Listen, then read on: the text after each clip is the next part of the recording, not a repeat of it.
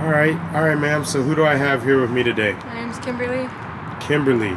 Nice to meet you, Kimberly. I would love to know how old are you and what your current living situation is. I'm currently 29 years old, and I'm currently homeless. Currently homeless. How long have you been homeless or displaced out here in these streets? We went back indoors I want to say, the beginning of this year. Beginning of this year? In August, we got kicked out. Wow. So what's life like being displaced out here and being a female? It's hard. I knew you were gonna say. I just know that you go through, more bullshit Because than men. Think that because women are homeless, they're just gonna willingly do things to get somewhere in life, and I'm not like that. Man, shout out to you. I salute you for that, because I know that it's really hard being out here. You're already at a low point in your life, and so men will try to take advantage of that and essentially kick you on the way down to the dinner table. That's a real piece of crap move. But it happens out here. I mean, elaborate. Like, what are some things that you've been through, if you don't mind saying? You don't have to go into too much detail. Just in the beginning, the reason why I became homeless was my friend and her family. They kicked me out because I was an alcoholic. It had nothing to do with drugs or anything. It had to do with me drinking too much to them. But I was taking care of my kids. I had a full-time job. I was a single mom. Wow, shout out to you. And then she turned on me. She was my best friend for 10 years. She called the CPS on me. She took her kids away. Damn, that's so awful. And then our close friend stole my phone, which made me lose visitation with my kids. And because I lost visitation and communication, I wasn't able to keep in contact with CPS. They closed my case. My kids are being put up for adoption. What? How old are your children, if you don't mind asking? My son just turned 5. My daughter just turned 6. And so they closed the case, and now they're just gonna... Because I reached out to them, and I told them that I had a family in mind for them to go to, because it's somebody that they know and be comfortable with. And they said, you have no right to say anything right now. Your case has been closed, and the foster family is looking to adopt. Yeah, that's bananas. I'm so sorry to hear that. They're in a better situation than what I can provide at the moment. But that's still crazy. That is like bananas. I don't even know what to say to that. Like, this is the first time, I promise you, I've been stunned in an interview. Usually, like, I could talk, I'm very good at talking, and that's awful. I don't even know, that's horrible. So where's your mom or My mom passed away in 2000. Wow. My dad moved to California. After my mom passed away, he said he had nothing else to live for down here. So he left, huh? He left. Man. And so no other friends or anyone who could take your children or try? Mm-hmm. And so they obviously know you because you've been around. Yeah. They got taken 2 years ago. Okay, so they have to remember you to some degree, but you know how the world works. When they're old enough, they'll reach out, or I'll reach out to them. I hope so. I definitely hope so. That was a tragic story, to say the least. Jeez. Hopefully they still remember you and have but with time things kind of get erased. You know how the world works, out of sight, out of mind. Yeah. And I hope it don't work like that for you. I just don't want them to hate me. Yeah, there you go. That's I can't believe it. Well, let's just hope that the adoption or adopted family is good. Yeah. Because nowadays you're getting, I don't know if you last I heard, they were doing good. They were going to school and everything. Well, that's good. That's good. All right, so have you heard of the new law that passed maybe about a month ago stating no urban camping out here? Yes. How do you feel about it, and have you seen any of the effects? I don't know the whole, the whole law? The specific law? Exactly, I just know there's no urban camping. If you're seen with the blanket, you're going to get arrested. Yeah, okay, so essentially that's what it is. No urban camping, and if you get caught, you'll get cited.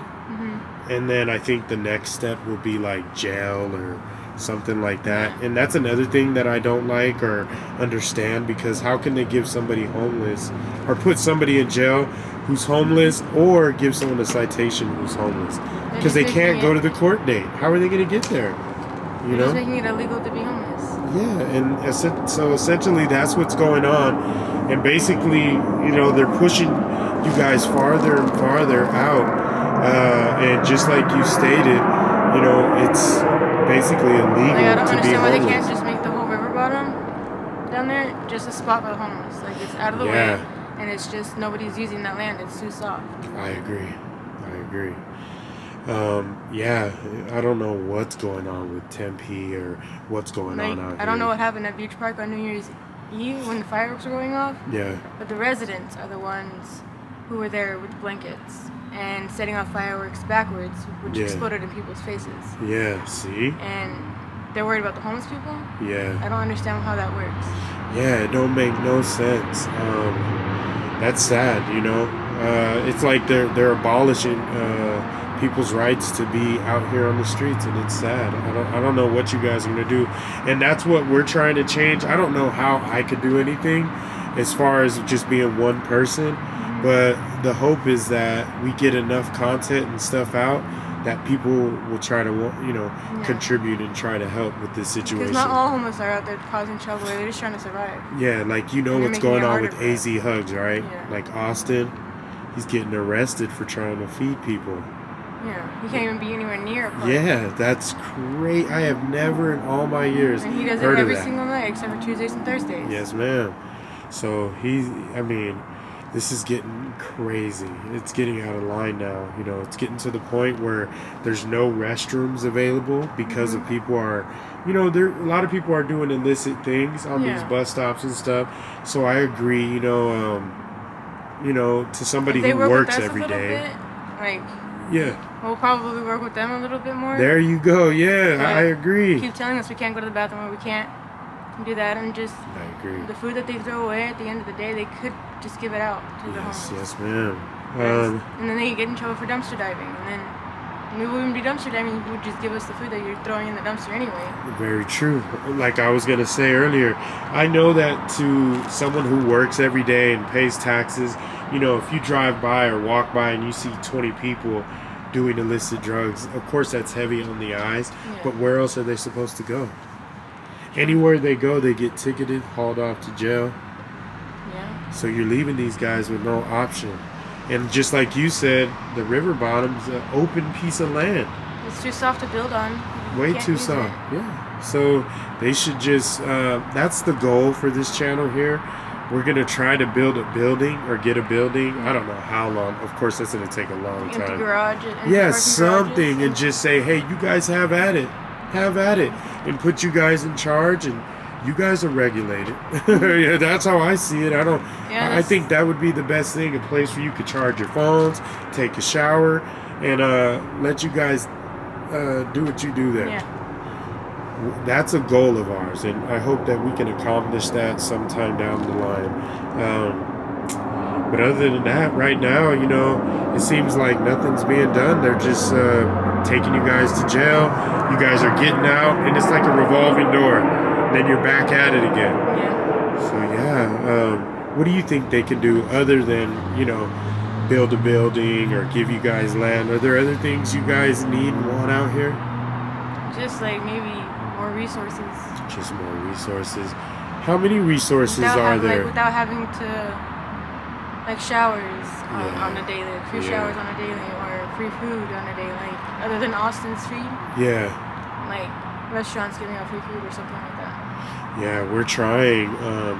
We're in the process now of getting a 501c3, which is a nonprofit.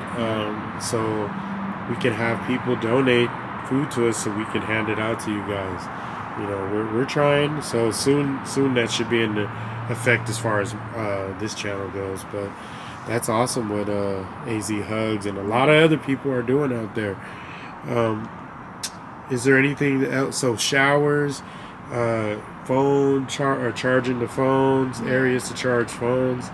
What else do they do? How do the people like Goodwill and businesses treat you guys around here? if we look homeless, Yeah. then they're like, oh, we don't want you here, like, because they think we're gonna steal everything. Yeah. But it's like, well, some people do have homeless people have money Yeah. and stuff like that. So Yeah. to go to Goodwill, like Goodwill's a non-profit, like with donations anyway.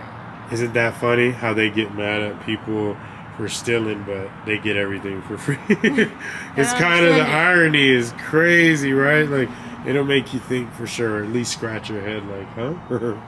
I mean, I get it. You know, you don't want no one to steal, but they've turned this into a multi-million-dollar organization at the end of the day. That's tax-free. So, I mean, if anything, they should be proprietors of helping the homeless. Like, at least if you see a homeless person, at least let them get a new outfit. Yeah. Like, they need to change of clothes, or just one change of clothes. Yeah, definitely. I always ask, where do you see yourself in the next 5 years from now? Hopefully under a roof with a job in a better situation than I am now. That's awesome. I knew you would say that.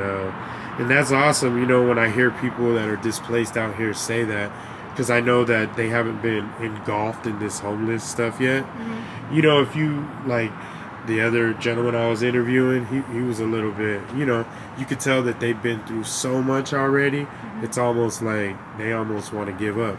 I literally seen him walking down the street with no shoes.